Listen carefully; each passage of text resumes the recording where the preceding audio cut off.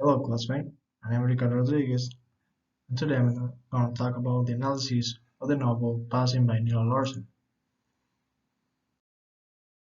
Nella Larsen, she was born in Chicago in 1891 from a Danish mother, and Indian father. She attended to a white school environment in Chicago. Later on, she moved to Tennessee, where attended to a normal high school. She practiced in nursing in Lincoln Hospital Training School for Nurses in New York City. Then, for 4 years, she served as a librarian at the New York Public Library.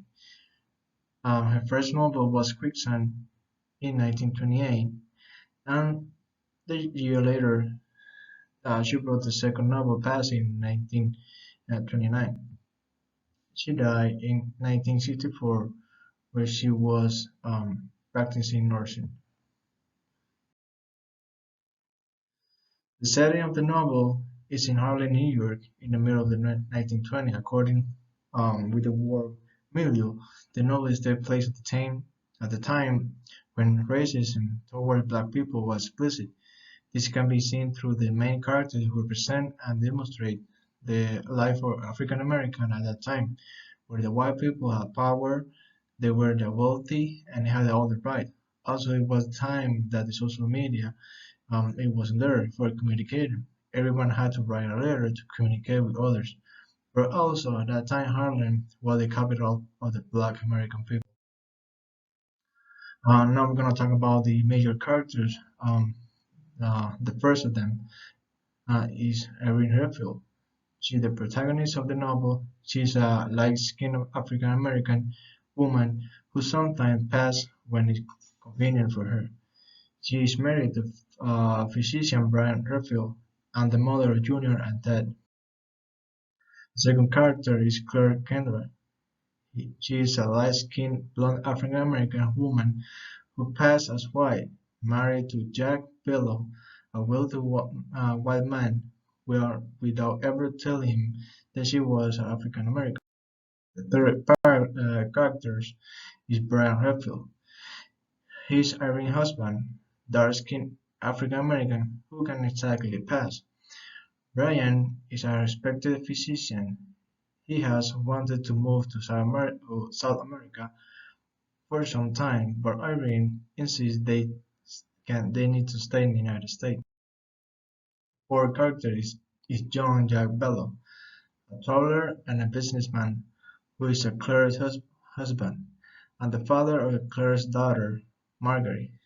John, or Jack Bello, is a vehemently prejudiced against African Americans. He does not discover that Claire herself is part African American until the very end of the novel, and this revelation has devastating results.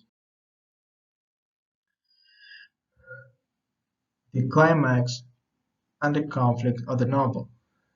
The author shows the conflict of how racism caused jealousy, resentment, and dishonesty in relationships. The conflict is demonstrated through the internal conflict between the main characters and how the Harlem Renaissance period inflict tension or relationship. The climax of the novel is presented at the freelance party, when John shows up taking everyone by surprise, and Claire falls out the window or is pushed.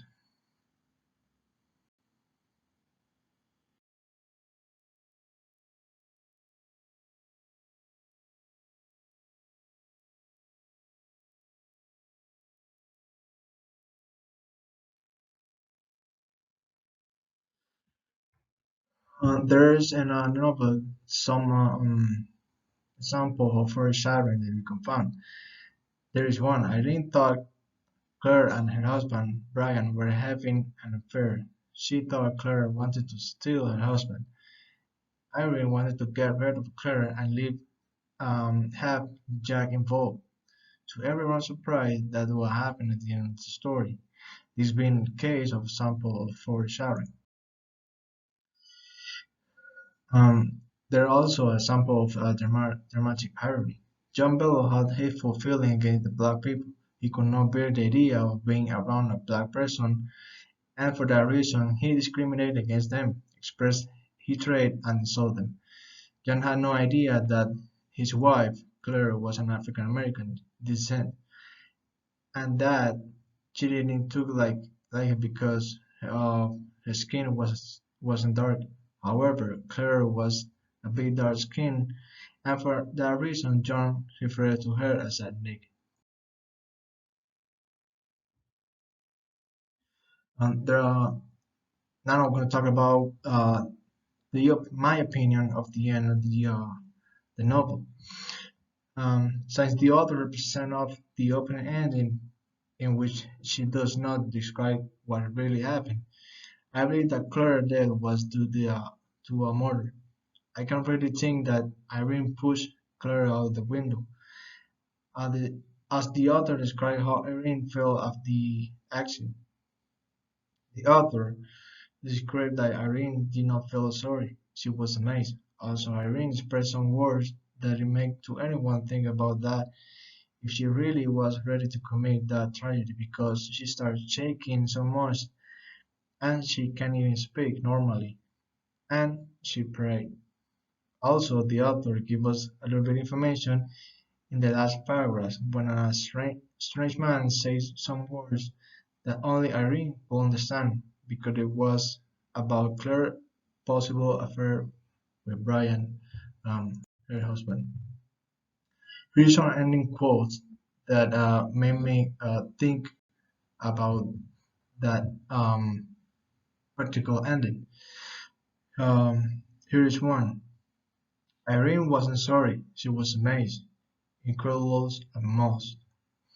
The second was she had a moment of stark craven fear. Oh God, she thought, pray, help me. That's an amazing quote that made me think like that.